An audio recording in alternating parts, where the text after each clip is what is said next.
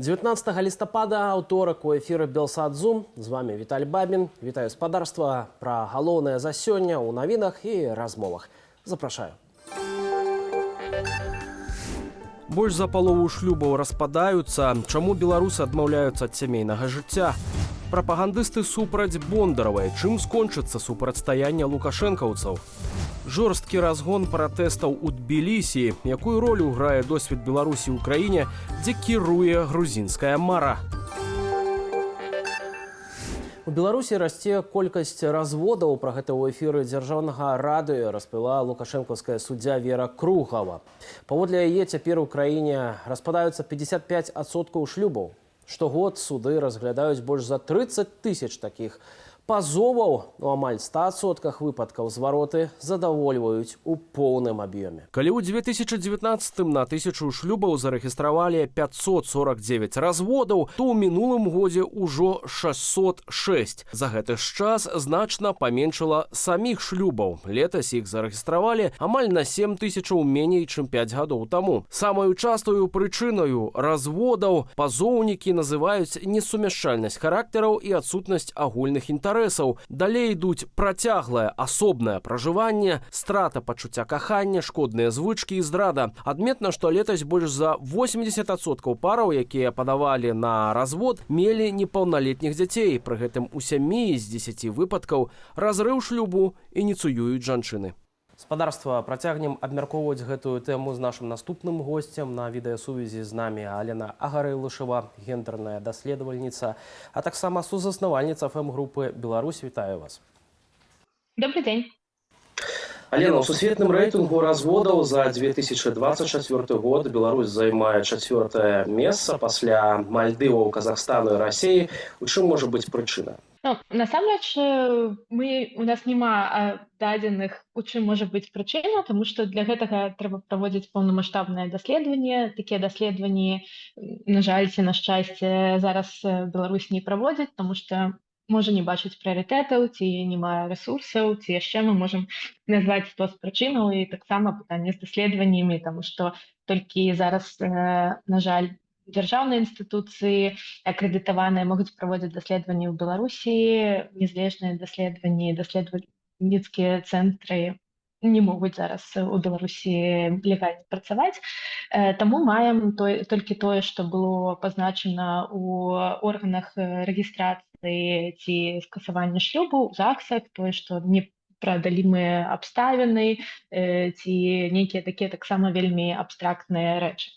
Можа быць, таксама, але ж калі казаць пра, у прынцыпе, гэтую дату, так, у нас прыкладна 30 тысяч кожны год разводаў, але трэба, я б сказала, што мая галоўная тут думка пра тое, што гэта адставіць гістэрку і адставіць паніку, таму што гэта хутчэй за ўсё больш такі статыстычны інструмент. І ён кажа не пра тое, што ў нас разводаў стала вельмі шмат, але тое, што ў нас шлюбаў становіцца менш кожны год, і таму вось гэтыя суадносіны ў нас зараз такія. Таму што 30% разводаў, а ў год у нас 30 тысячаў разводаў, а ў год у нас 60 тысяч шлюбаў. Але зноў-такі гэта не значыць, што 60 тысяч гэта толькі колькасць усіх пашлюбаваных у Рэспубліцы Беларусь, то бок 30 тысяч мужчынаў і 30 тысяч жанчынаў, у выніку у нас 60 тысяч.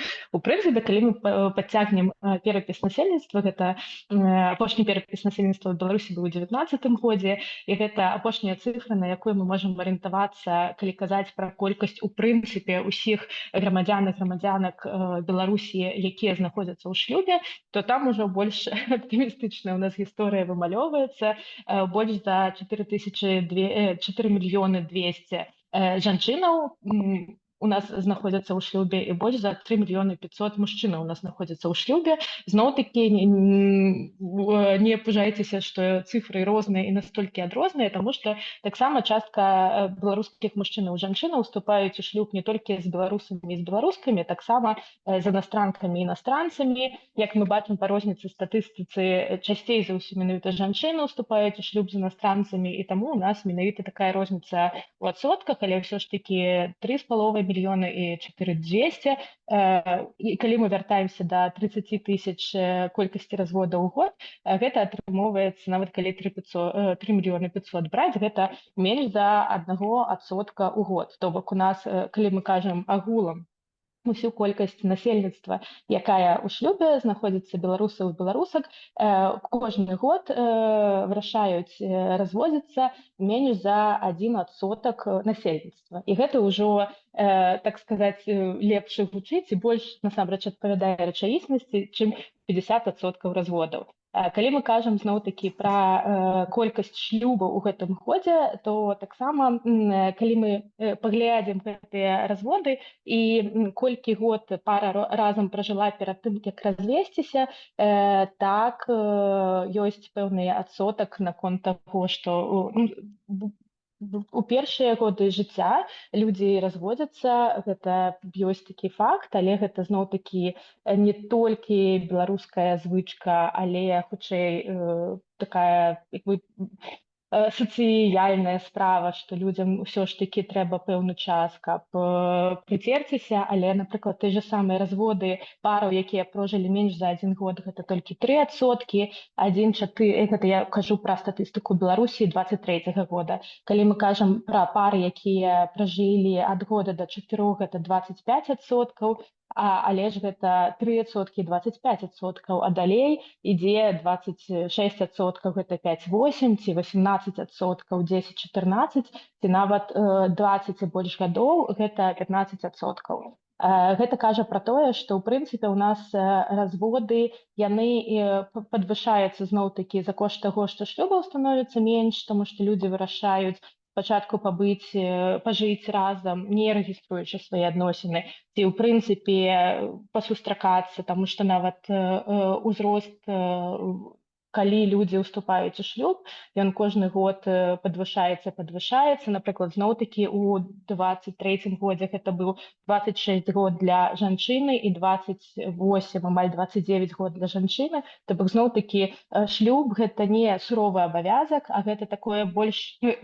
У нас ёсць, калі мы зноў-такі кажам пра цифры, ёсць надзея, што гэта стала больш узважаным рашэннем, чым гэта было яшчэ 10 год, і гэта было яшчэ 20 год. 18% сужэнцаў мірыцца. Атрымоўваецца, што калі б гэтага не было, то разводаў было б яшчэ больш за 70% ад колькасці новых шлюбаў. Зноў-такі гэта мы не ведаем сітуацыі. Я б сказала так. Так, людзі часам вырашаюць памірыцца. Нават часам бывае, што людзі ўжо дайшлі да развода і перажылі развод, а потым вырашаюць зноў быць разам, ці нават уступаць у новы шлюб, ці нават жыць разам. То бок гэта чалавечая прырода, мы не можам ім штосьці дазваляць ці забараняць. Як мінімум, дакладна гэта не дзяржава мусіць гэтыя рэчы вырашаць.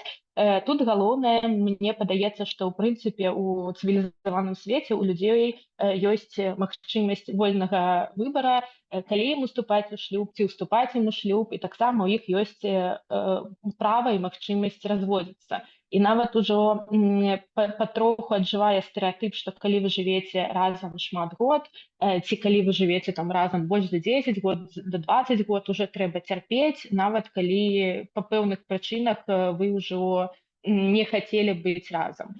Ну, напрыклад, там дзеці у вас, там агульная, там маёмасць, звыкла так гэта тлумачыцца. Больш за палову шлюбаў распадаецца, згодна з гэтай статыстыкай, і часцей за ўсё ініцыятарам развода выступаюць жанчыны. Ці гэта, Алена, на ваш погляд, сусветная такая тэндэнцыя? Чаму так адбываецца? І ці гэта значыць, што жанчыны больш рашучы ў сваіх сямейных пытаннях? Да, я б сказала, што гэта тут беларускі не арыгіналкі ў гэтым рашэнні, і гэта хутчэй сусветнае ў сэнсе, калі ў нас у грамадстве жанчыны больш эмансіпаваныя, так, яны маюць дастаткова волі прымаць рашэнне аб разводзе, зноў-такі не пужаючыся, што пасля гэтага будуць пэўныя наступствы ці пагрозы. Я тут параўноўваю, напрыклад, з мусульманскімі краінамі, дзе на жаль, бываюць сітуацыі, калі ў прынцыпе жанчына не мае права папрасіць разводу, толькі мужчына мае права прасіць развода, ці краіны, дзе нават калі жанчына папросіць развода сацыяльна, гэта і па законе яна можа гэта зрабіць, але сацыяльна могуць быць пэўныя складанасці і эканамічныя складанасці праз тое, што ў жанчыны няма магчымасці зарабляць хаця б штосьці і дакладна не на ўзроўні мужчыны. Ці, напрыклад, сям'я, што жонкі, што мужа, яна не ўспрыме гэты факт. І таму зноў-такі тое, што беларускі, як і як і ў еўрапейскіх краінах, як і ў такіх больш развітых краінах, могуць сабе дазволіць папрасіць развода і зразумець, што нават з дзецьмі яны потым у стане пражыць і ў стане пракарміць сваю сям'ю. Гэта зноў-такі, я б лічыла гэта пазітыўным моментам, таму што зноў-такі абіраючы паміж нешчаслівым шлюбам і разводам, дзе ў ідэале нават бацькі цывілізавана развяліся і прадаўжаюць апекавацца дзецьмі, нават нягледзячы на тое, што яны зараз не жывуць разам, мне падаецца, што гэта добрая з'ява і хутчэй добра, што так атрымоўваецца. Гэта зноў-такі шмат лепш, чым нешчаслівае жыццё. Беларусь пазіцыянуе сябе як сацыяльная дзяржава, ёсць праграмы падтрымкі шматдзетных сямей, да прыкладу. Аднак улады, нягледзячы на гэта, не могуць даць нейкай рады развязаць праблему разводаў. На ваш погляд, гэта абсалютна такая ўнутраная праблема сацыяльная, ці тут адказнасць дзяржавы таксама ёсць, і доля гэтай адказнасці досыць высокая у нашай краіне? Хутчэй, мне падаецца, што дзяржава мусіць перастаць чапляцца за гэтую ідэю, што Беларусь — гэта нацыя, дзе абавязкова ёсць здаровыя гетерасем'і з дзецьмі, і толькі так свет ідзе наперад, свет развіваецца, і мне падаецца, што зноў-такі гэта не пытанне дзяржавы наўмысна ці насільна людзей сохраняць у шлюбе. І зноў-такі, кажучы пра пытанні здаровых сем'яў, ці, напрыклад, калі зноў-такі гэта, у прынцыпе, нармальная інтэнцыя сацыяльнай дзяржавы, калі яна ў нас сацыяльная, апекавацца тым, каб дзецям было ў сем'ях добра, ці каб у нас здаровыя былі сем'і, але замест таго, каб узводзіць невядомыя замкі з паветра, лепш бы гэтую энергію можна было б направіць на пытанне, напрыклад, сямейнага гвалту, часцей за ўсё гэта сямейны гвалт у дачыненні да жонак ці да дзяцей. У нас ўсё яшчэ няма нармальных даследаванняў. Апошняе даследаванне наконт сямейнага гвалту, такое поўнамаштабнае, у нас было ў 2018 годзе. Пасля гэтага нічога няма, усе дадзеныя засакрэчаныя, адзіныя дадзеныя, якія да нас падпадаюць часам прадстаўнікі МВД, кажуць пра нейкую зашкальваючую статыстыку ці жудасная колькасць кейсаў, якая падвысілася ў апошнія гады, але гэта такія абрыўкавыя дадзеныя, і мы не маем пэўнай карціны. Зноў-такі лепш уже заняцца гэтым, а пытанне разводаў ці не разводаў ці колькасці шлюбаў пакінуць на вырашэнне грамадзянаў і грамадзянак. У прынцыпе, яны самі з гэтым разбяруцца. Зноў-такі, калі ёсць жаданне рабіць з Беларусі здаровую нацыю ці краіну, у якой хацелася б уступаць у шлюб і нараджаць дзяцей, гэта можна зрабіць сацыяльнымі льготамі. Ці напрыклад, у Германіі ёсць прыклад, калі людзі, якія ў шлюбе знаходзяцца, у іх меншы тэкс, меншы яны плацяць налог, чым, напрыклад, людзі адзінокія. Але затое яны маюць больш выплатаў па дзецям. То бок можна зрабіць пэўныя фінансавыя, у тым ліку, механізмы, каб расціць дзяцей у гэтай краіне было выгадна. Зараз у нас сітуацыя, калі сем'і мусяць разлічваць толькі на сябе, калі яны расцяць дзяцей. Зноў-такі праз алкагалізм ці тыя ж самыя пытанні гвалта, часам гэта жанчына збольшага разлічвае толькі на сябе, калі яна гадуе дзяцей, і часам менавіта развод — гэта выйсце, каб палепшыць жыццё, а не наадварот яго пагоршыць. Зноў-такі я не кажу пра ўсе выпадкі, але ўсё ж такі у нас згодна з даследаваннямі бацькоўства і мацярынства, апекаванне дзяцей гэта ўсё яшчэ больш жаночай адказнасці, чым мужчынская. Таксама гэта, мне падаецца, гэта паступова мяняецца ўсё ж такі, і больш мужчынаў жадаюць укладацца менавіта ў сваё бацькоўства, але пакуль што ў нас адсотак далёкі ад раўнапраўя ў гэтым пытанні. Дзякуй вялікі за гэтую размову. Владимир Путин зацвердзіў абноўленую ядравую дактрыну. У дакуменце прадугледжана, што Расія можа нанесці ядравы ўдар па іншым краінам, у тым ліку і пры ўмове агрэсіі супраць Беларусі. Пра іншыя падзеі ў нашым аглядзе. З сёння і да 22 лістапада сілавікі ладзяць па ўсёй тэрыторыі Беларусі камандна-штабныя вучэнні. Міністэрства ўнутраных справаў папярэджвае пра вайсковую тэхніку на вуліцах гарадоў і ўжыванне піратэхнікі. Цягам апошніх 2 дзён у Балтыйскім моры абарвалі 2 кабелі сувязі. У нядзелю невядомыя пашкодзілі інтэрнэт-лінію паміж шведскім востравам Готланд і Літвою. Праз дзень з'явілася інфармацыя пра абрыў кабелю паміж фінскім Хельсінкі і нямецкім Ростакам. Улады гэтых краінаў лічаць абрывы дыверсіямі. Лукашенко сабраў прэзідыум усебеларускага народнага сходу. На парадку дня пытанні працы мясцовых органаў улады, Канстытуцыйнага суда, а таксама рэгламент самога УНС. Асобна кіраўнік краіны анансаваў пытанне пра алгарытм увядзення ўсебеларускім сходам ваеннага становішча ў Беларусі. Лукашэнкаўскія прапагандысты накінуліся на праўладную актывістку і прыхільніцу рускага міра Ольгу Бондарову. Дэпутат Ігор Марзалюк у праграме дзяржаўнага тэлеканалу СТВ назваў Бондарову і ейных прыхільнікаў псеўдапатрыётамі. Вот когда какая-то шваль в Гродно, продолжая работать в медицинском учреждении, заявляет, что для нее белорусский паспорт – это просто кусок бумажки, когда она называет белорусский язык мойвой. Таксама Марзалюк абурыўся тым, што Бондарова рэгулярна нападае на чыноўнікаў і стварае негатыўны імідж уладам падчас электаральнай кампаніі. Дэпутата падтрымаў прапагандыст ОНТ Ігар Тур. Ён прыгразіў актывістцы крымінальнаю справаю. Яшчэ больш інфармацыі, відэа, фотаматэрыялаў можна знайсці, перайшоўшы па QR-кодзе на вашых экранах і маніторах на наш тэлеграм-канал.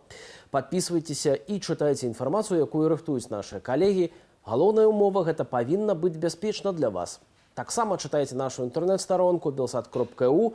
Пры той жа ўмове бяспека перадусім. Дзякую, што вы з намі. Паліцыя Грузіі разагнала пратэстоўцаў, знесла намётавы лагер на праспекце Чаўчавадзе ў Тбілісі. Паводле інфармацыі мясцовых медыяў, зранку ў аўторак паліцыянты падагналі вадамёты і загадалі пратэстоўцам прыбраць намёты цягам 15 хвілінаў, пасля чаго спецназ знішчыў намётавае мястэчка, а пратэстоўцаў адцясніў на суседнія вуліцы. Паводле інфармацыі МУЗ затрымалі 16 чалавек, медыі пішуць пра 3 пацярпелых.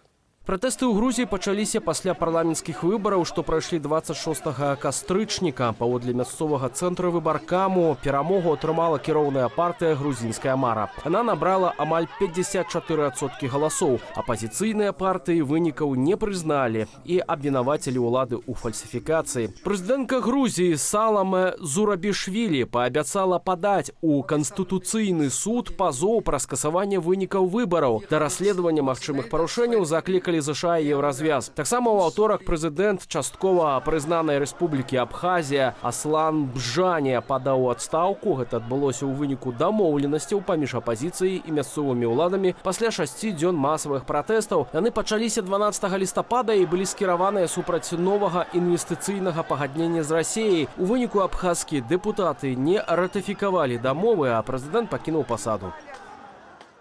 Спадарства, працягнем абмяркоўваць гэтую тэму з нашым наступным госцем. З намі на відэасувязі Гела Васадза, аўтар і вядоўца YouTube-канала «Новости Кавказа».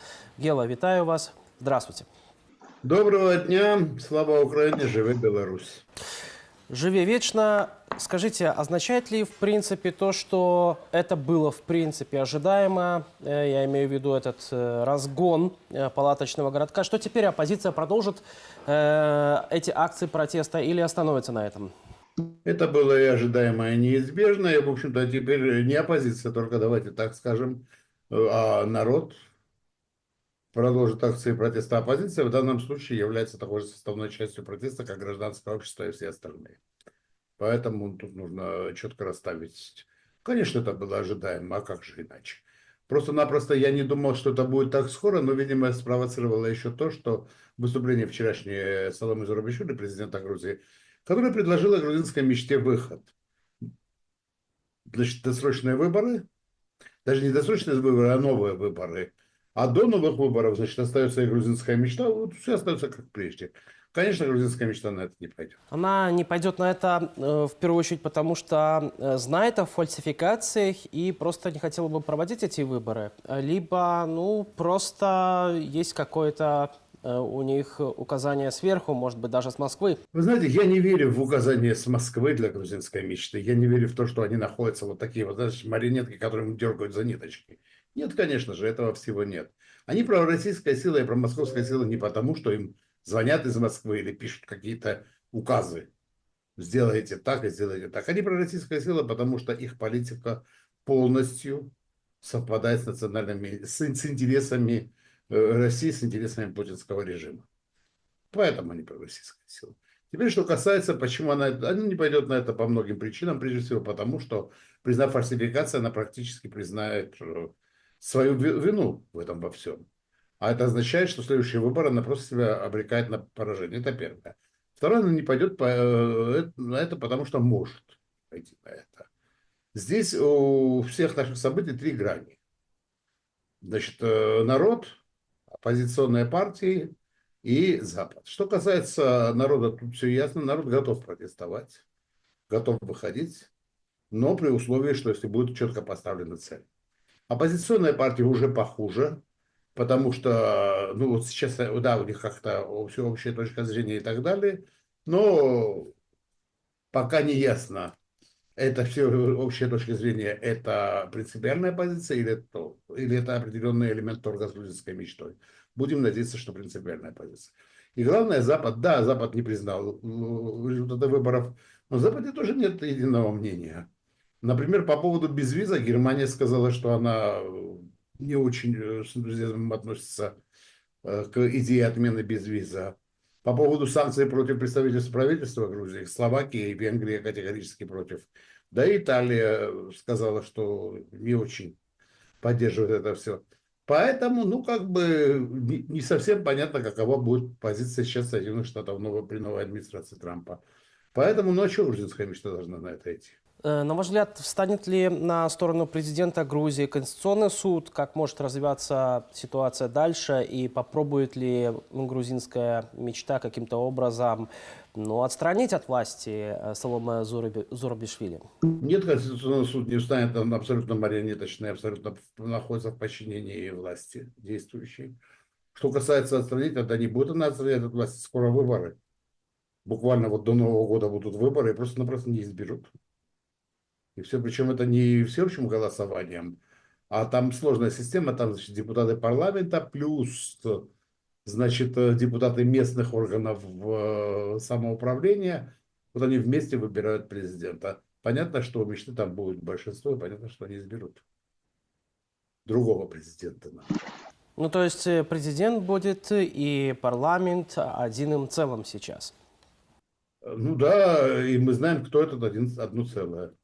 Ну, кого вы имеете в виду? Бензина Иванишвили, конечно. Бензина Иванишвили есть это одно целое. Президент, и парламент, и правительство, и все вместе. Все под его контролем. То есть следующим президентом Грузии будет избран Бензина Иванишвили. Зачем? Ну вот у меня тоже вопрос, зачем? Для того, чтобы оставаться кукловодом, не нужно становиться куклой. Я просто к чему я говорю про то, что Бензина Иванишвили у нас и президент уже сейчас, и президент у нас Зурабишвили, который ему не подчиняется пока. Пока институт президента не восстановлен. А все остальное, и суд, и все остальное подчинено ему. Поэтому, какие проблемы? То есть, в принципе, не имеет значения, кто займет пост президента и в данном случае? Абсолютно. Как, на ваш взгляд, дальше будут развиваться события, если все-таки, как вы говорите, народ не отступит и эти акции протеста продолжатся? Ну, я так полагаю, что насилие со стороны грузинской полиции будет только возрастать. Не обязательно, если будут уверены в том, что на Западе не будет единства по отношению к ним. то они вполне могут подождать до Нового года, потом будут новогодние праздники, Рождество и так далее. То есть естественным образом, потом будет сессия студентов, потом после этого студенты разъедутся на каникулы. Ну, естественным образом, таким образом сведется все. Говорю, может, весной опять будут протесты, ну и что? Как бы все по такому замкнутому кругу. Фактически. Мы проснемся уже в новой стране, которая будет гораздо более репрессивнее по отношению к оппозиции. Гораздо более. Насколько далеко они пойдут, я не знаю. Этого никто не знает. Но то, что это будет более репрессивный режим, чем был до этого, это точно. Гел, так совпало или нет, но именно протесты начались и в оккупированной Абхазии. Президент этой непризнанной республики Аслан Бжания подал в отставку по соглашению с оппозицией. Что дальше? Он пойдет на следующие досрочные президентские выборы? И почему он вообще, в принципе, на это решился? Как считаете? Какие выборы в Абхазии? Все решает оккупационная администрация. Ему сказали из Москвы подать в отставку, он и подал в отставку. Когда они объявляют о победе своей, об отставке Бжания на фоне российского флага, ну, это обо всем говорит. Речь идет за сохранение русского мира. Там идет протест за то, кто будет лучше служить русскому миру. Извините, но это так. Так, в принципе, там люди протестовали против инвестиционного соглашения именно с Россией. Почему тогда Россия не подавила эти протесты, а пошла нам навстречу? А зачем России подавлять эти протесты? Что следующая власть будет менее послушна, чем власть Бжани? Нет, вы знаете, все это инвестиционное соглашение и так далее и тому подобное, все это, скажем так, на мой взгляд, это вообще вариант формирующей операции России, при которой следующие власти Абхазии должны лишиться и той внутренней автономии, которая была. Когда внутренняя автономия у них была, внешней, конечно, никакой не было даже близко. Там сколько нужно войск они там размещали и так далее и тому подобное. Сейчас они, не пошли они сейчас на обострение. Да, они выступили, причем как выступили, что, мол, мы не дадим продавать нашу землю, мы не дадим продавать нашу недвижимость и так далее и тому подобное. Почему? Потому что, кроме всего прочего, еще и возникает вопрос. Ребята, что у вас там с трофейной недвижимостью, называемой? Трофейной они это называют. То есть домами, квартирами, которые захвачены, землями, которые захвачены у грузин, которые там жили. Гел, у меня еще такой вопрос. Вот как раз-таки Бжания достаточно часто встречался последние годы, особенности с Александром Лукашенко. И со стороны, например, президента Грузии был определенный протест по поводу этих всех встреч, подан официальным Тбилиси. На ваш взгляд, как сейчас будут развиваться белорусско-грузинские отношения? С кем Лукашенко может выстраивать их? Если все-таки, как вы говорите, грузинская мечта останется при власти, но при этом в той же Абхазии Москва поменяет какого-то другого, поставит руководителя? Лукашенко достаточно хитро не признал Абхазию, и это дает возможность Лукашенко вполне выстраивать свои отношения с Грузией. Тем более, что сейчас, после того, что они сделали, но опять-таки все зависит от того, как будет себя вести Европа. Если Европа скажет, что ничего, и в очередной раз закроет глаза, тогда сами власти Грузии не будут от Лукашенко дистанционироваться. А если он уже даже формально затянет Грузию в русский мир, потому что неформально мы уже затянуты, тогда почему бы и нет? Дружба будет еще та, не разлей вода. Ну что ж, будем обязательно следить за тем, как будут развиваться события. Эти огромное спасибо вам за этот комментарий. На гэтым у нас усё. Глядзіце нас у будні пасля аб'ектыву, ставьте уподабанні і каментуйце наши трансляцыі, калі гэта для вас бяспечна. До сустрэчы ў наступных эфірах.